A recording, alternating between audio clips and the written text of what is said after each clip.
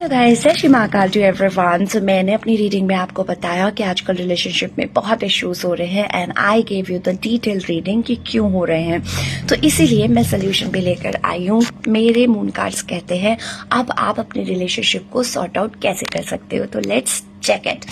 First card says emotions are running high. तो कहीं ना कहीं आपके रिलेशनशिप में इमोशंस बहुत हाई चल रहे हैं।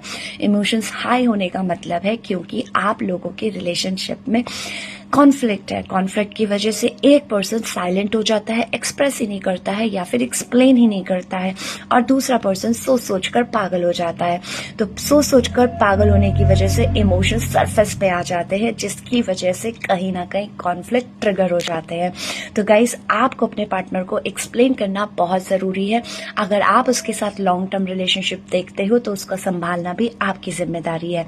Second one says that your commitment is being tested. तो guys this is the time period, as I told you Mercury time is going on too, और यहाँ पे भी it says your commitment is being tested. तो भगवान ये देखना चाहते हैं कि आप कितने प्योर हो, आपका रिलेशनशिप कितना स्ट्रांग है। तो इसीलिए टेस्टिंग टाइम चल रहा है। टेस्टिंग के रूप में कॉन्फ्लिक्ट, मिसअंडरस्टैंडिंग और प्रॉब्लम्स आ रही है, फाइट्स आ रही है टू सी योर लॉयल्टी। आप पर्सन के लिए लॉयल होते हो या फिर आप कहीं और अपने आप को जाके डिस्ट्रैक्ट करते हो। आप कहीं ना कहीं अपने पर्सन से बहुत प्यार करते हो या फिर आप फ्रस्ट्रेशन में आकर कोई दूसरी राह को चुन लेते हो। तो रिलेशनशिप टेस्ट हो रहा है गाइस, और इसे पास करना आप ही की रिस्पॉन्सिबिलिटी है। Third one says that don't let your past hold you back. आपके रिलेशनशिप का main root cause of problem past issues है। आप लोगों के पास्ट के इश्यूज, पास्ट के वुंड्स, पास्ट की वजह से मिसअंडरस्टैंडिंग जो अभी तक क्लीन नहीं हुई है। तो ये जिम्मेदारी बनती है पार्टनर की to explain the other partner कि देखो मैं सिर्फ तुम्हारा हूं, मैं कहीं नहीं जा रहा हूं। सिर्फ इतनी सी तो बात है। अगर आप अपने पार्टनर को रीअश्योरेंस दे देते हो तो आई एम श्योर ये इशू भी हील हो जाएगा।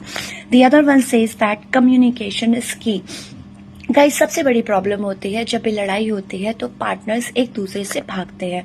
उन्हें लगता है कि होल्ड बैक कर लेंगे, साइलेंट हो जाएंगे तो इश्यूज रिजॉल्व हो जाएंगे।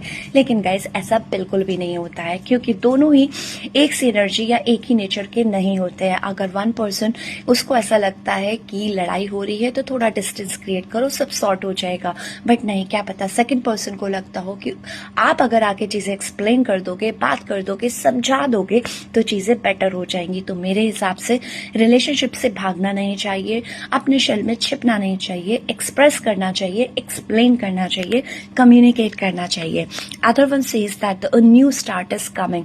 गाइस अगर आप वो पिछले पास्ट के इश्यूज, कमिटमेंट, अगर जो भी टेस्ट हो रहा है आपका, और आप इमोशंस को कंट्रोल कर लेते हो, कम्युनिकेट कर लेते हो, तो यूनिवर्स सेज कि कहीं ना कहीं आपके रिलेशनशिप में बहुत जल्दी एक फ्रेश स्टार्ट होने वाला है। वापस से सब कुछ बहुत जल्दी हील होने वाला है। न्यू स्टार्ट आ रही है। तो जो लोग भी रिलेशनशिप में हैं कमिटमेंट में जाएंगे, और जो कमिटमेंट में है वो मैरिज की तरफ मूव होने वाले हैं। And the other one says surrender to divine, which is very important card even for me guys. जब आप भगवान पे भरोसा करते हो, आपको अगर लगता है कि आपका रिलेशनशिप डिवाइन है, आपको मिलाया गया है, आप मिले नहीं है, और या फिर आपको लगता है कि आपका पार्टनर ही आपके लिए सब कुछ है, तो गाइस कभी कभी भगवान पर छोड़ देना चाहिए। भगवान पे छोड़ने का मतलब है आपको अपने रिलेशनशिप पे पूरी शिद्दत के साथ ट्रस्ट करना चाहिए कि ये मेरा पर्सन है। लड़ाई झगड़े सब जगह होते हैं, इश्यूज सब जगह क्रिएट होते हैं, लेकिन when you involve God into your relationship, you know your person is going nowhere. It's just a fight which is थोड़े से टाइम पीरियड के लिए, and definitely it gonna be resolve. So this is it guys. I hope you gonna follow my solution, resolution, and you gonna follow my guidance. This is it guys. Do take care of your self. जय Shri Mahakal. Bye bye.